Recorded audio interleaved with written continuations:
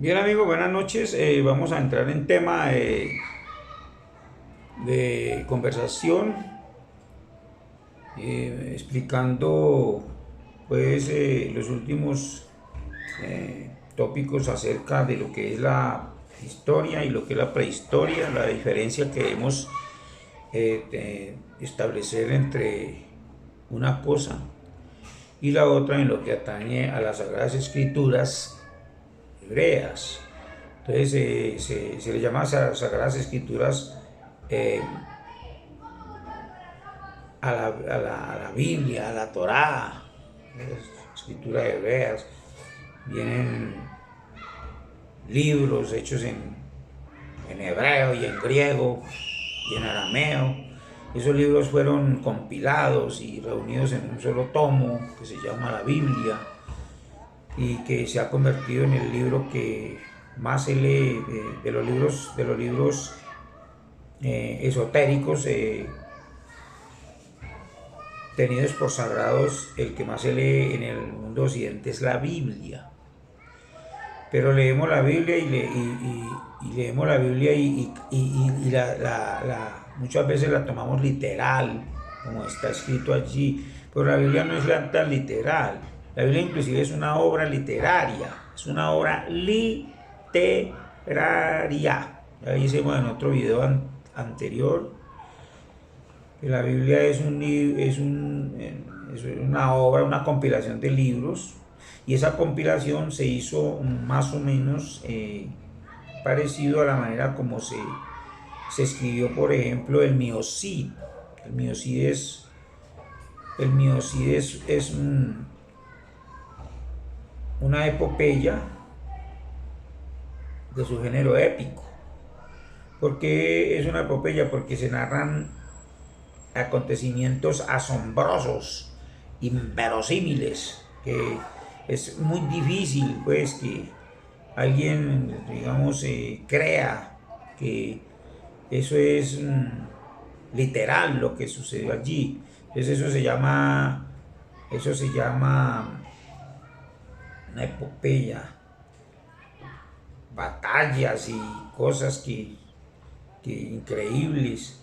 Y eso es del su género épico porque en la literatura, digamos, hebrea, pues, se le atribuye a muchos acontecimientos cierta participación de las deidades y de una gran cantidad personas, de personajes ficticios que según la mitología pues forman parte de los coros celestiales.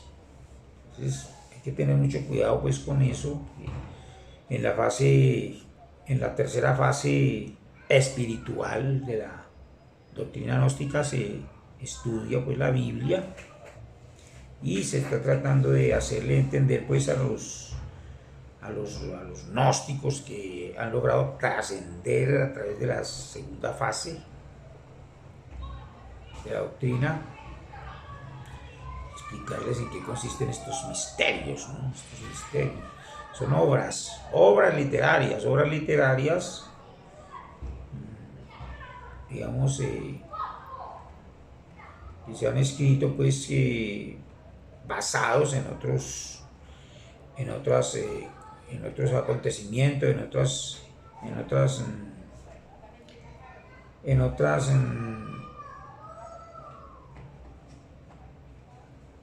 otras, en otras vidas de personajes que han existido.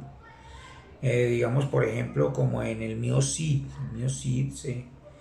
Que se escribió el Miocid, y pues el Miocid es una obra literaria que se escribió para hablar de Rodrigo Díaz de Vivar, a quien le tenían por apodo el Campeador, y que trabajó para el rey Alfonso de Castilla. Y pues los que construyeron el Miocid, los que lo escribieron y los que contaron todas esas historias, pues no fue un solo escritor, sino que es una epopeya que fue inspirada en la cabeza de varios, surgió de la cabeza de varios autores, y que siempre hablaban del campeador de Rodrigo Díaz de Vivar, como el mío sí. Entonces, no todo lo que dice ahí, pues en el mío sí sucedió, sino que la obra literaria se escribió inspirados pues en la,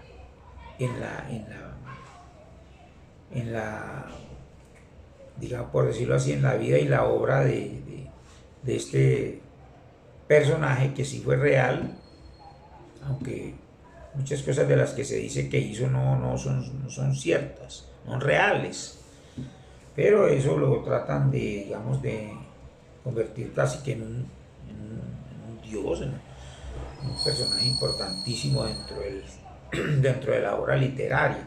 Asimismo es la Biblia. La Biblia es una obra que se escribe pues inspirados pues no en el origen del pueblo hebreo, no es del origen del pueblo hebreo, porque es que el pueblo hebreo, lo que se llama pueblo hebreo, es la raza aria. Los hebreos es la raza aria. Y si nosotros leemos, por ejemplo, en el libro de los Números, o en el libro del Génesis 6, o en el libro de los, en el libro de los Reyes, donde se habla de las crónicas de los reyes de Israel, y donde se habla de la vida del rey David, también nos dice que luchaban contra gigantes y que los eliminaron, tuvieron que eliminarlos porque estos atlantes, estos son gigantes ya de Atlantes, porque para la época del rey David ya no existían los lemurianos, ya no existían. Entonces los atlantes pues lograron subsistir, inclusive aquí en lo que respecta a la historia, a la historia de Mesoamérica. Hay muchos relatos históricos pues de la mitología pues nativa de acá de América, Mesoamérica, en donde pues el amerindio transmite de generación en generación de una forma oral, una forma verbal, la historia de muchos eventos que sucedieron en su propia historia, y que mencionaban allí, involucraban la participación de personajes gigantescos, personajes gigantes. Entonces gigantes han habido por todo el mundo. Y hemos recalcado también en otros videos que los gigantes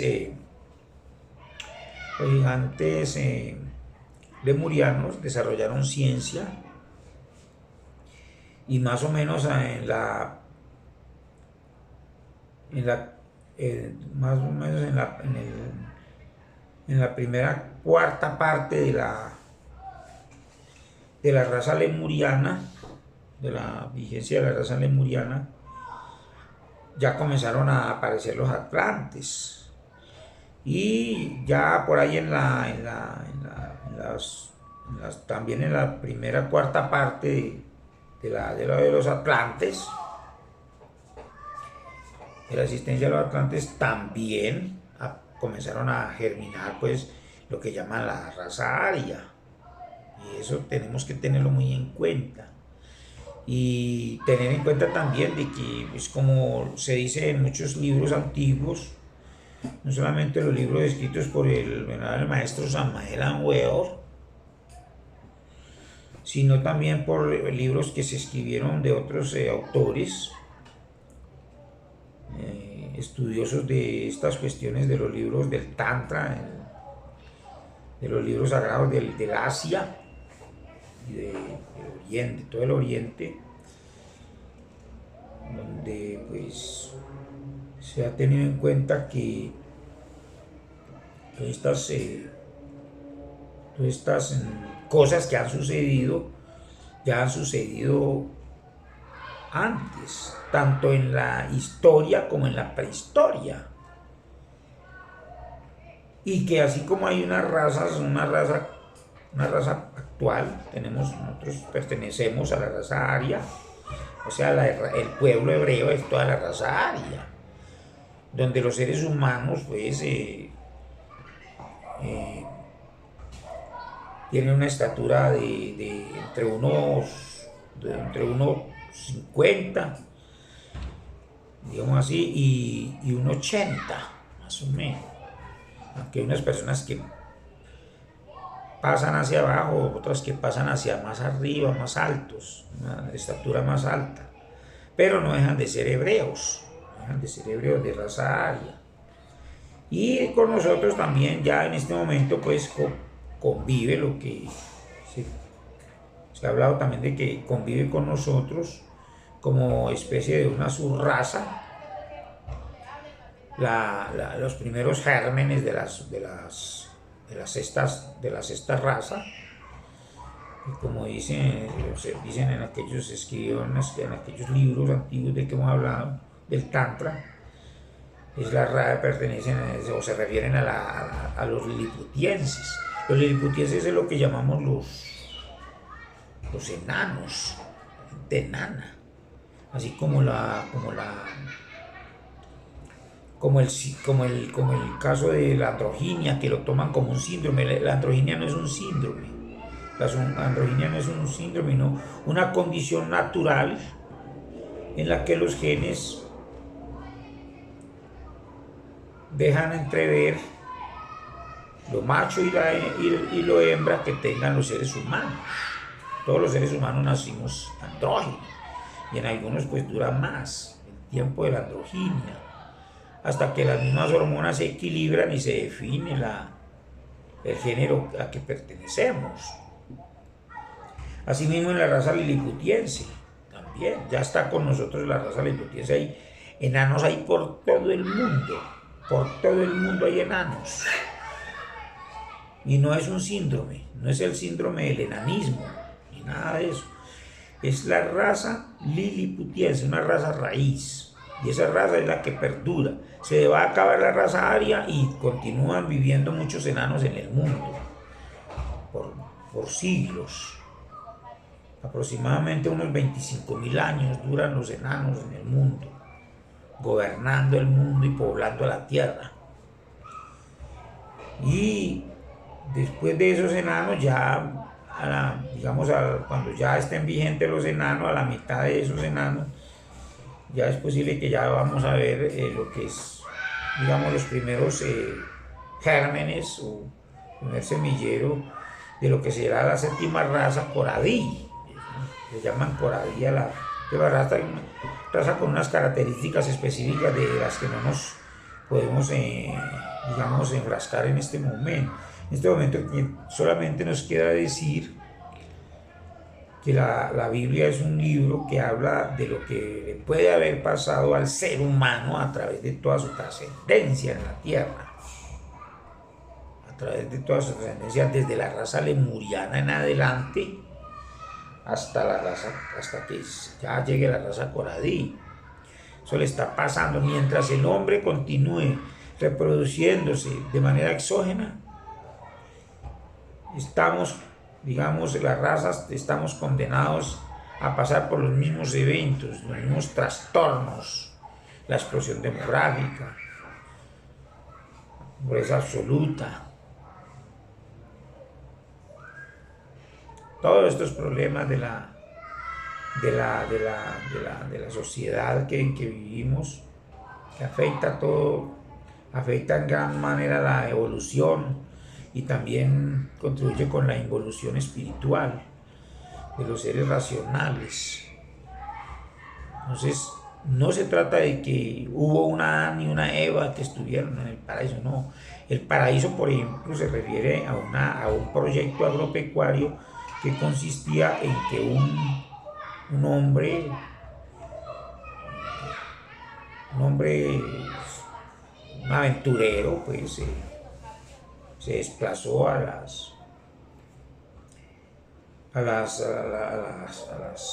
llanura indogangetica,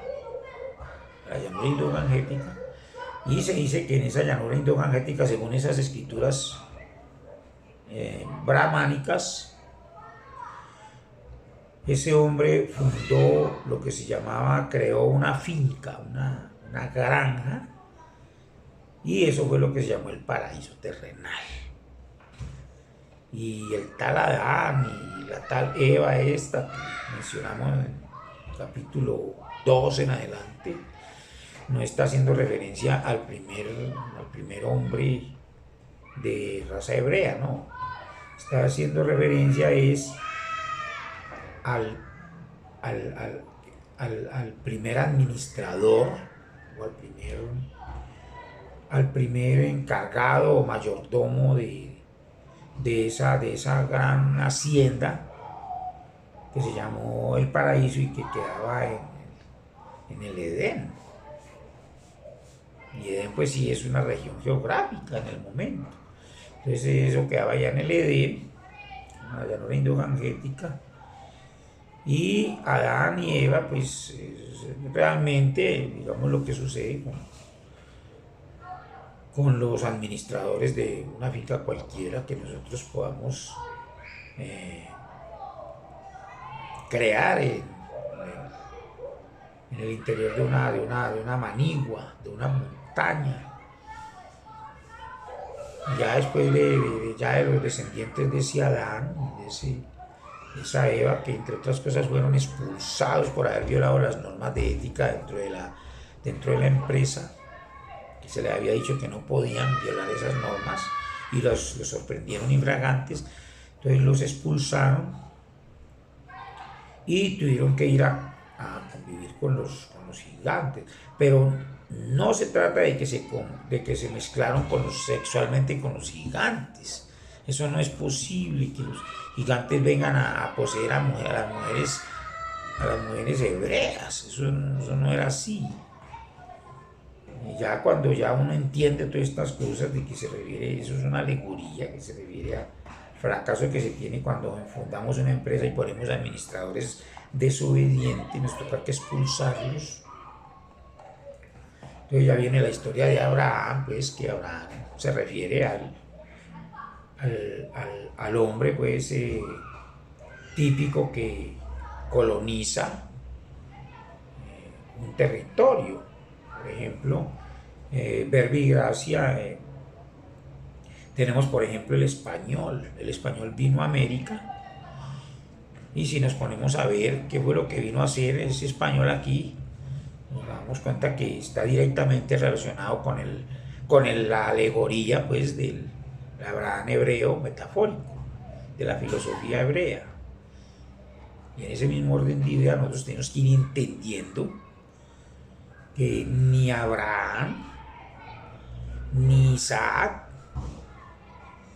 ni Jacob, ni estos 12 muchachones que se creen los dueños del mundo y el pueblo elegido de Dios, pues eso no existió. Eso solamente forma parte de un libro que se escribió, de unos pergaminos